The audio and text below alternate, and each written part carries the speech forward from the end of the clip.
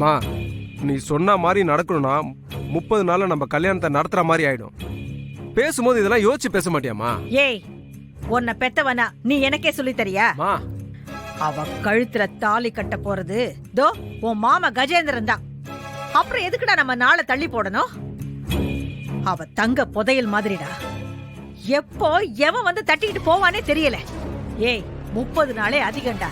இன்னும் 3 வாரத்துல அந்த லக்ஷ்மி உன் மாமனுக்கு பொண்டாட்டி ஆகணும். அக்கா, நாம எதுவுமே அவசரப்பட்டு பண்ண முடியாதுக்கா.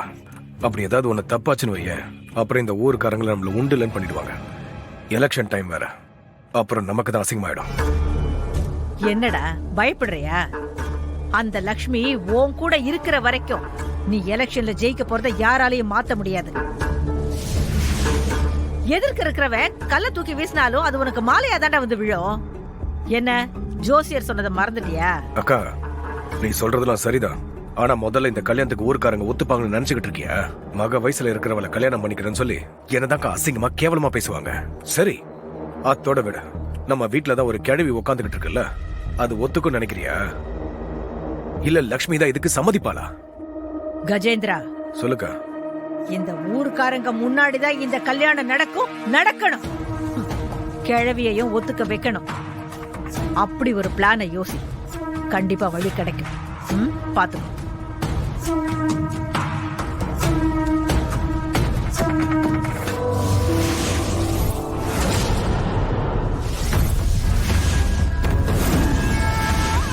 அம்மா, அக்கா,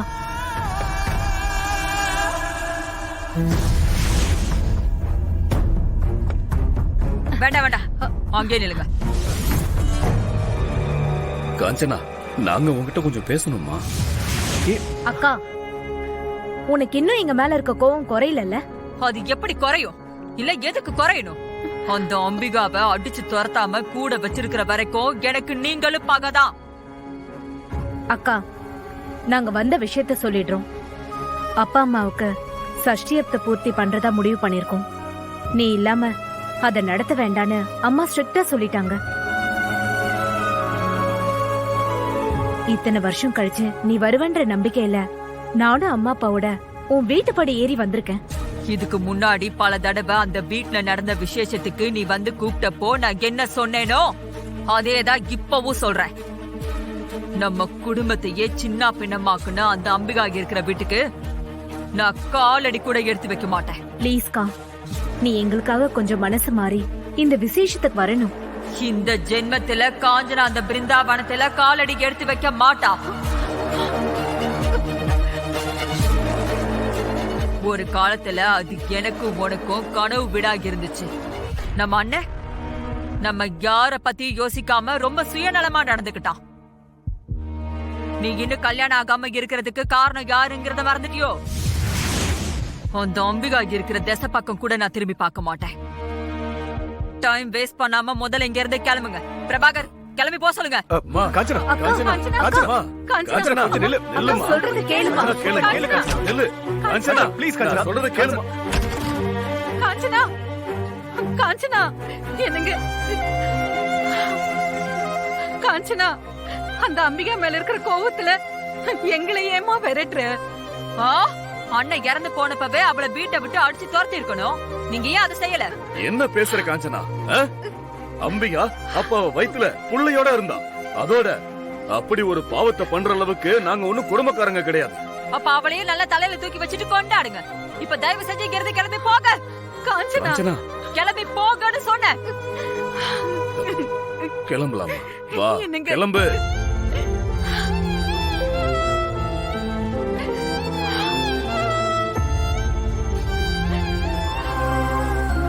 அம்மா, காஞ்சனா அக்காவை பாத்தீங்களா? என்னம்மா சொன்னாங்க? என்னத்த சொல்றது? அவளுக்கு நம்ம மேல இருக்கிற கோவம் கொஞ்சம் கூட குறையவே இல்ல. எங்களை பத்தி அவளுக்கு துளி கூட அக்கறை இல்லாத மாதிரி பேசிட்டா. அது என்ன மாதிரி? அதுதான் உண்மை. அவளுக்கு துளி கூட அக்கறையே இல்ல.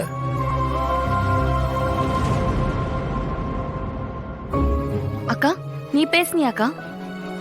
அம்மா சொன்னதுதான். அக்கா மனசுல இன்னும் கோபம் அப்படியேதான் இருக்கு. எல்லாத்துக்கும் காரணம் நீதான். அக்கா என்ன பேசவே விடல. எங்களை பார்த்ததும் படபடன்னு பொறிஞ்சு தள்ளிருச்சு. அக்கா பக்கமும் நியாயம் இருக்குல்ல, நாம ஒன்னும் சொல்றதுக்கு இல்ல. பெரியத்தை ஏன் இப்படி இருக்காங்க? என்ன கோவமா இருந்தாலும் தாத்தா பாட்டி இத்தனை வருஷம் கழிச்சு போய் கூப்பிட்டுருக்காங்க. அப்ப கூட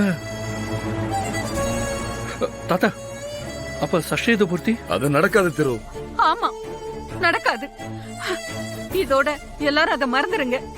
என் பெரிய பொண்ணு வராம எங்களுக்கு சஷ்டியப்த பூர்த்தியே வேணாம். பாட்டி,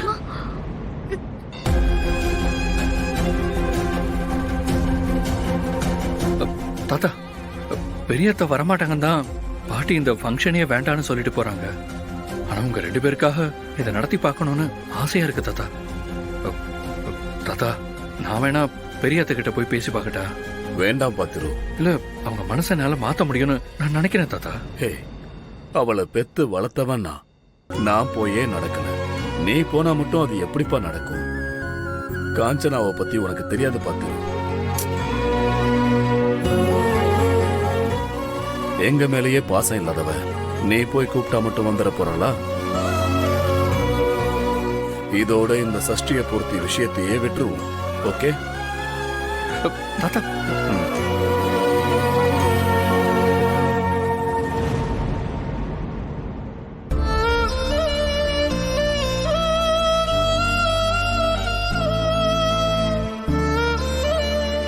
சரிம்மா, நான் ஆபீஸ் கிளம்புறேன்.